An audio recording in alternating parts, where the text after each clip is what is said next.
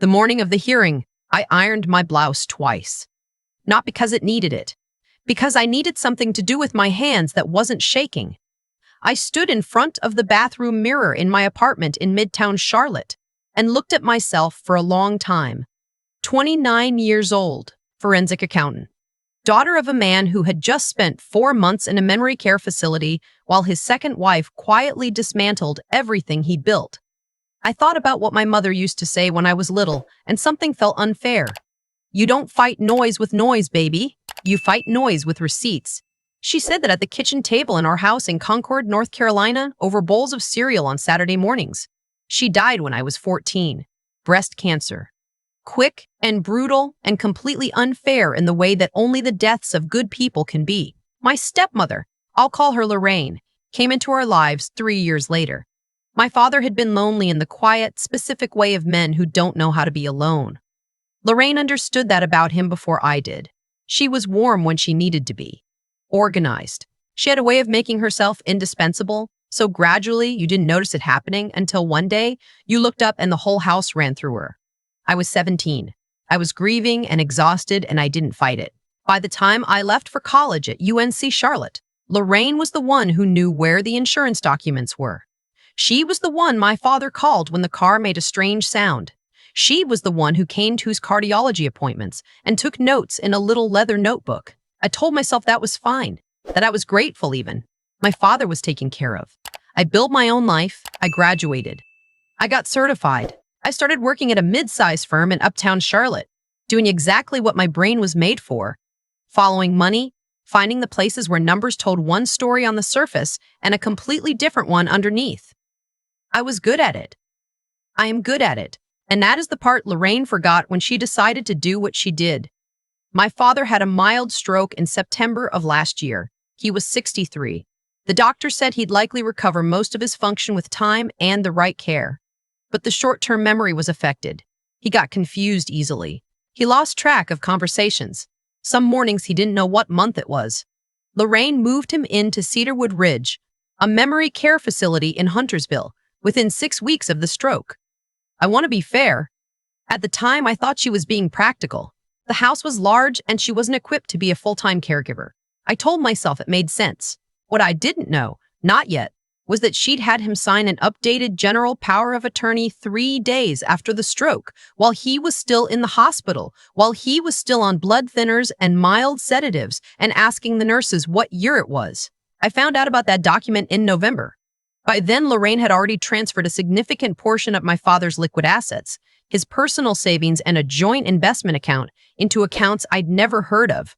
She'd rerouted the automatic payment on his whole life insurance policy. She'd quietly listed the house in Concord, the house my mother had picked out, the house where I grew up, the house my father had paid off. With a real estate agent I later traced to her college roommate. She'd also, and this is the part that still makes my chest tighten when I think about it, contacted my father's estate attorney and informed him that I had been exhibiting erratic and concerning behavior and should not be trusted with any information about my father's affairs. The attorney, a man named Peterson, who I had met exactly once at a family dinner 7 years ago, wrote me a letter, formal and cold. It said that pending a mental health evaluation, he was advised to limit his communication with me per the instructions of my father's designated healthcare and financial proxy. I read that letter 3 times, standing at my kitchen counter. Then I sat down on the floor, not because I was falling apart. I want to be clear about that. I sat down on the floor because sometimes your body needs a moment to catch up to what your brain already understands. And what my brain already understood was, she's been planning this for a long time. Have you ever had a moment where something terrible happens and your first clear thought is almost calm? Like the fear burns off fast, and what's underneath is just focus? That's what happened to me on that kitchen floor. I sat there for maybe 10 minutes. Then I got up, made coffee, opened my laptop, and started a new folder. I named it Dad. That folder would eventually contain over 300 documents. Here's the thing about being a forensic accountant that most people don't know. We don't look for the fraud first. We look for the gap, the place where the story doesn't add up. One number slightly off. One transfer that happened on a Sunday. One vendor that, when you search them, has an address that's a UPS store in a strip mall in Gastonia. Lorraine was not stupid, But she wasn't trained either. The first gap I found was in my father's business account. He'd had a small consulting practice for 20 years, nothing enormous, but steady. There was a recurring outgoing transfer every month to an LLC called Meridian Horizon Solutions. $1,500 a month, starting 4 months before my father's stroke. I looked up Meridian Horizon Solutions. It was registered in Delaware, single-member LLC. The registered agent was a service company that handled hundreds of filings. I couldn't see the member name from the public filing, but the address listed on the invoices Lorraine had apparently uploaded to my father's accounting software as consulting fees was an address in Belmont, North Carolina. Lorraine's sister lived in Belmont, North Carolina. I sat with that for a day before I touched it again. Then I found 3 more. An entity called Crestline Advisory Group, a payee listed only as TW Facilities, and a recurring Zelle transfer to a phone number registered to a prepaid carrier. $1,500, $1,200, $800. Every month like clockwork, starting the same quarter. That's $56,000 over 14 months. And that was just the money I could see. I want to tell you that I called a lawyer immediately, that I was smart and efficient and handled this like a professional. The truth is, I called my college roommate first. Her name is Becca, and she lives in Raleigh, and she answered the phone at 11 at night and listened to me talk for 45 minutes without interrupting once. When I finished, she said, "Okay, you know what this is. So what do you need to do first?" I said. "I need a lawyer who does elder law and has seen this before and isn't scared of a fight." She said, "I'll ask around tomorrow morning." She had a name for me by 9 a.m. The attorney's name was Patricia Osei. She had an office in South End, Charlotte, that looked like it belonged to someone who'd been winning cases for 25 years, because she had. She was 61 years old, wore reading glasses on a beaded chain, and had a way of listening that made you feel like every word you said was being categorized and filed. I brought her my folder. She went through it methodically. Didn't say much. When she finished, she took her glasses off, set them on the desk, and said, "The POA is the problem. If it holds, she has legal authority to do most of what she's done. We need to challenge it. And to challenge it, we need to prove your father lacked capacity when he signed." I said, "He was 3 days post-stroke. He was on sedatives. He didn't know what month it was." She nodded slowly. "Do you have his medical records from that week?" I said I'd been denied access as a non-proxa family member. She said, "Leave that to me." The next 3 months were the quietest and most deliberate of my life. Patricia filed a petition to challenge the validity of the POA on capacity grounds. The court appointed the guardian ad litem to evaluate my father's situation. I submitted a formal complaint to the North Carolina State Bar regarding Attorney Peterson's handling of communications, given the circumstances under which the original POA was executed. Meanwhile, I kept working the numbers. I hired a private process server to obtain the Delaware LLC registration documents. The single member of Meridian Horizon Solutions was a man named Kevin Brandt. Kevin Brandt was Lorraine's boyfriend, not ex-boyfriend, current boyfriend. They had been together for at least 2 years, based on social media archives and a restaurant reservation history I obtained through public records. My father didn't know. Of course he didn't know. I added it to the folder. I did not call Lorraine. I did not confront her. I did not confront her.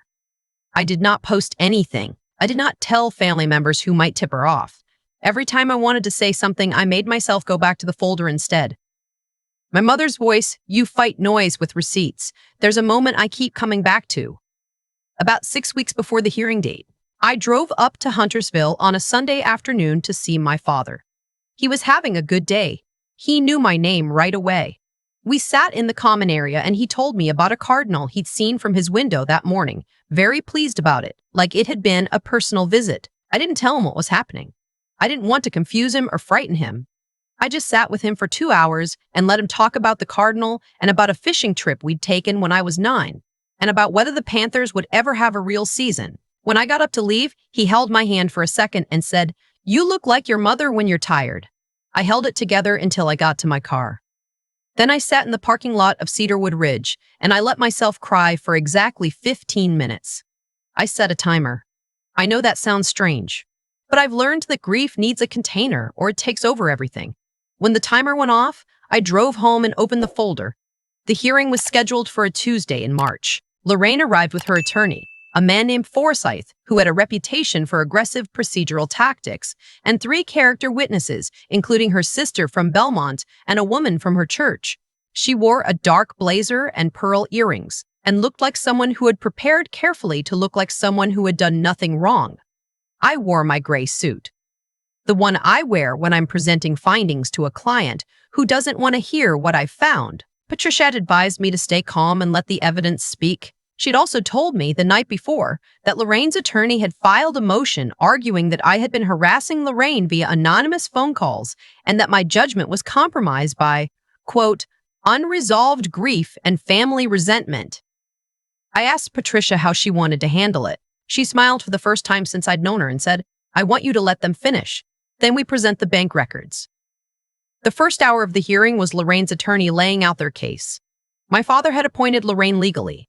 She had been acting in good faith. I was a disgruntled stepdaughter with a history of estrangement from the family. The LLC payments were for legitimate consulting services.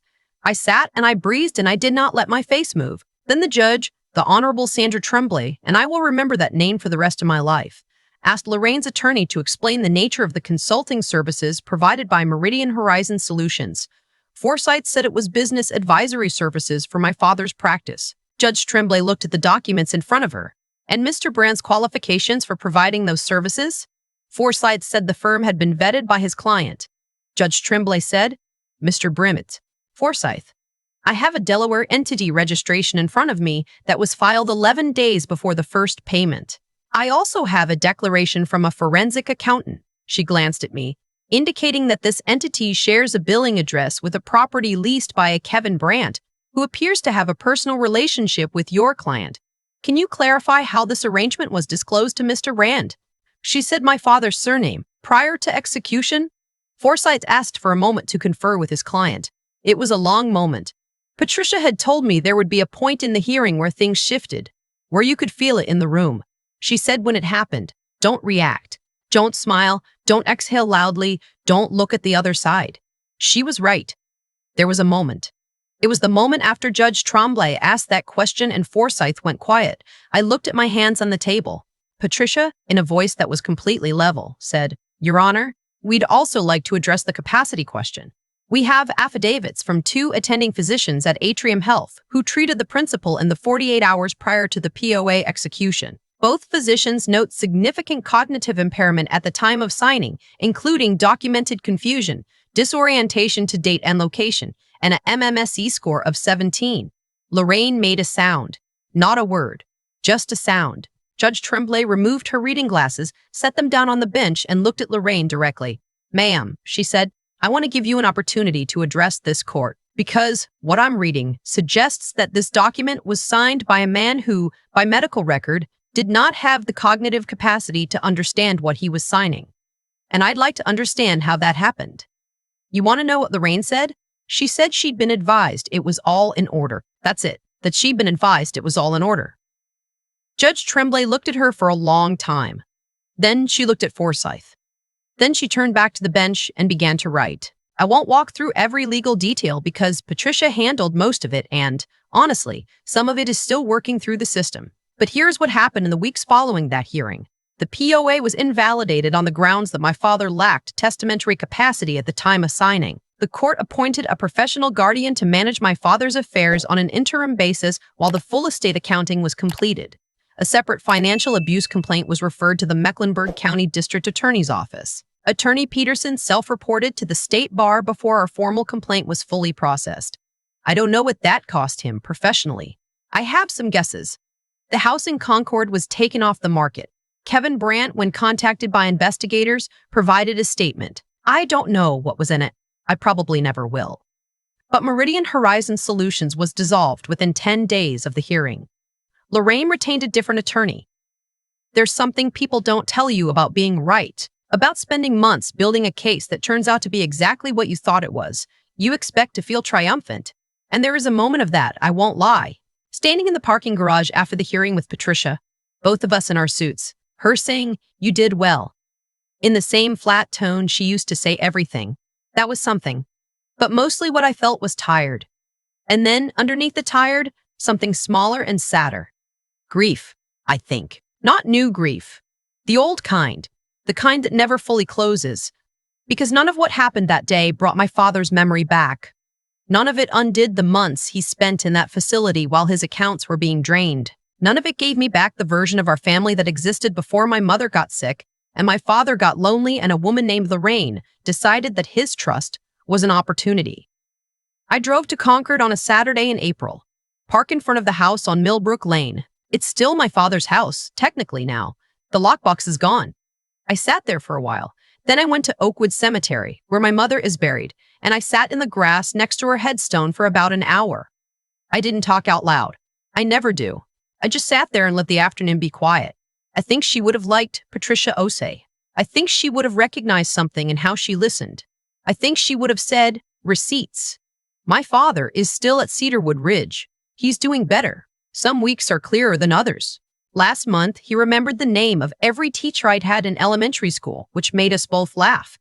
The week before that, he thought I was someone from his office. I visit every Sunday. I bring coffee from the place he used to like in Concord in a thermos, because the facility coffee is, in his words, undrinkable. We talk about the Cardinal. We talk about the Panthers. Sometimes he tells me stories about my mother that I've never heard before, and I sit very still and I listen, and I don't let myself look away. He doesn't know everything that happened. Patricia and the Guardian and I have agreed that the details serve no useful purpose for him right now. What he knows is that his finances are being managed properly. What he knows is that I come every Sunday. I think that's enough. I still have the folder. I backed it up in 3 places. Not because I think I'll need it again, but because I've learned what happens when you assume things are settled. I still iron my blouses before important days. Old habit. And when cases come across my desk, and they do, more than you'd think, families picking each other apart over numbers and signatures and the specific vulnerability of people who are sick or aging or just deeply, entirely trusting. I think about my father's voice in the common room at Cedarwood Ridge telling me about a cardinal like it was the best news he'd had all week. I do the work carefully. I follow every thread. I build the folder. And I wait until the numbers are so clear that even taking the glasses off doesn't change what you see. I've thought a lot about what made Lorraine believe she would get away with it. And I think the answer is simple, and it's a little sad. She looked at me and saw someone who was grieving, someone who had already lost her mother young, who loved her father quietly, who had moved away and built her own life and wasn't going to make a scene. She saw someone manageable. She wasn't entirely wrong about who I was. She was completely wrong about what I would do. That gap between who someone assumes you are and what you're actually capable of is where most of these stories get decided. Lorraine played to her assumptions. I worked inside of mine, and for 14 months, she didn't know what was building in a folder on my laptop while she moved money into accounts tied to a man my father had never met. I'm not telling this story to make myself sound exceptional. I'm telling it because I think people who are being wronged often talk themselves out of acting. Not because they're weak, but because the wrongdoing feels too large, too legal, too tangled with family and loyalty and the fear of blowing everything up. I felt all of that. Every single month I kept that folder. I wondered if I was doing the right thing, if I was being vindictive, if I was wrong. What kept me going wasn't anger. It was the discipline of just doing the next thing, getting the next document, following the next thread. My mother didn't raise me to perform strength. She raised me to be useful when it mattered. Being useful, in this case, meant being patient and precise when every instinct I had wanted to be loud. There's something about working in forensic accounting that changes how you see the world. Not cynically. I want to be clear about that. I don't think everyone is hiding something. But I have learned, professionally and personally, that the truth almost always leaves a trail. People who do wrong things try to cover them. Covering things creates gaps. Gaps are findable if you're willing to look slowly and carefully and without ego. Lorraine had counted on speed. Move the money fast. Establish the paperwork. Get the house on the market before anyone organized. And it almost worked. 6 more months and the picture would have been much harder to reconstruct. What she hadn't counted on was Patricia Osei sitting across from me with reading glasses on a beaded chain, going through every document without blinking and saying, "Leave that to me." We don't get through things like this alone. I want to say that clearly. I had Becca on the phone at 11 at night. I had Patricia in that South End office. I had, honestly, The memory of my mother's voice telling me a thing she probably didn't even know she was teaching me. The world doesn't balance itself automatically. It doesn't correct without someone doing the work. But I have seen, in my own life, in this specific situation, in the look on Judge Tremblay's face when she set her glasses down, that people who build their cases carefully and act from a place of integrity tend, eventually, to be heard. My father is having more good days. Last Sunday, he remembered a road trip we took when I was 12 in more detail than I could. He laughed about it. I think that's what I was protecting. Not money, not a house, not even justice in the abstract. Just more Sunday afternoons. Just more time to remember together, before there isn't any left.